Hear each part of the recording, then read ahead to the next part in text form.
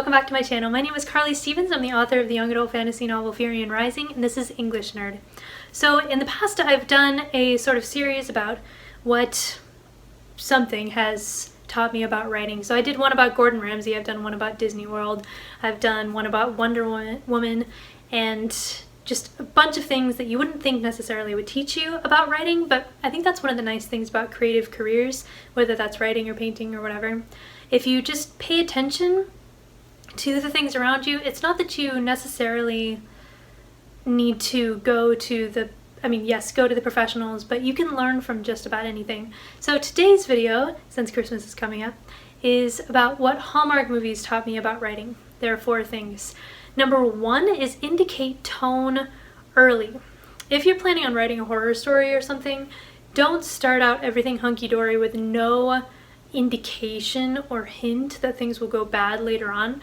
Same thing with a romance. You don't want to have the story look like it's going to be a mystery or something and then all of a sudden have it be a romance, because the reader is going to get disillusioned and irritated not knowing what to expect. Even if some of the big reveals don't come until later on, you do need to get those establishing details or a sense of creepiness or something early on so that you can tell what sort of a story you're in for. Hallmark movies do this almost always the same way, by having some kind of establishing shot of the city or the small town where the story is taking place with a sort of happy Christmas song in the background. As soon as that starts, you know exactly what kind of movie you're in for, and if that's what you want, you're happy to stay. If it's not, then you know to move on. So indicate tone early.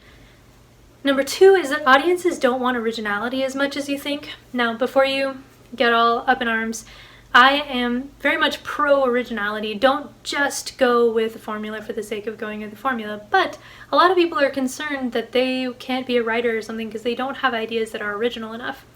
Sometimes what people want is not something that's original, but something that they already know that they like. So when Hallmark puts out new movies, it's not like suddenly there's going to be a big difference to the ones that they've done before. It's just going to be more of the same sort of content that they know that their readers love. So think about mystery series, for instance, The Cat Who, or Agatha Christie, or Sherlock Holmes. What you get is not an enormous variety necessarily. You get a lot of the same sort of flavor, just packaged in different ways with slightly different scenarios and things like that. So don't feel that if you don't let a lack of originality or an original idea stop you from at least going for it and writing a story, because it's going to be different just by the nature of you writing it.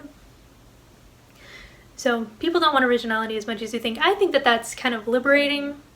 I saw a meme online a few months ago, and it was just a stick figure guy in front of 2 cakes, and one cake was very nice and the other one was all smushy and funky looking, and the stick figure said, "Oh yay, 2 cakes." And the people who had made the cakes, this smaller, squishier one, had thought, "Oh, well, this is terrible. Nobody's going to like this."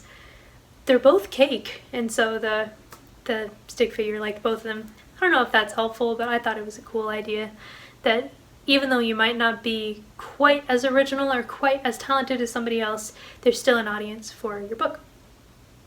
Number 3, yes, I'm on number 3. Is that if you write in a series, then you can have greater read-through and greater profits that way. So Hallmark is known for coming out with 1 billion Christmas movies per year, and there's a reason that they do that. The more Christmas movies they have, the more opportunity there is for their audience to consume more of them. In a binge-watching, binge-reading culture like ours, it's a good idea, profit-wise anyway, to write in a series so that you can get a better chance of people binging on your stuff and paying for each of those installments, rather than just having a standalone that might do well but there's nothing that they can go on to after that. I'm not saying that you can't write a standalone. If that's what you want to do, you go to town, but as far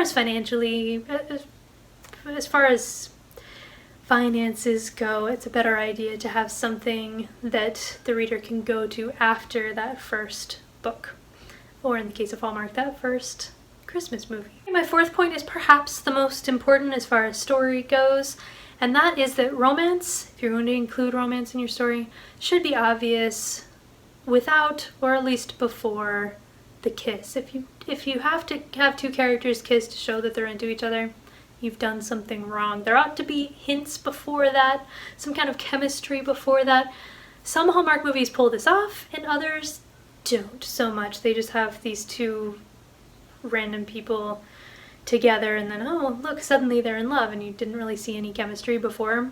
In order for a romance to be successful, you have to have people want that kiss to come about and know that there is something going on between characters before that moment that everybody's waiting for. So that's it. Those are 4 things that Hallmark movies have taught me about writing. What are those things that have taught you that you might not have expected to learn any lessons from if you're a writer? So let me know down in the comments below, and I will see you on Monday. Bye!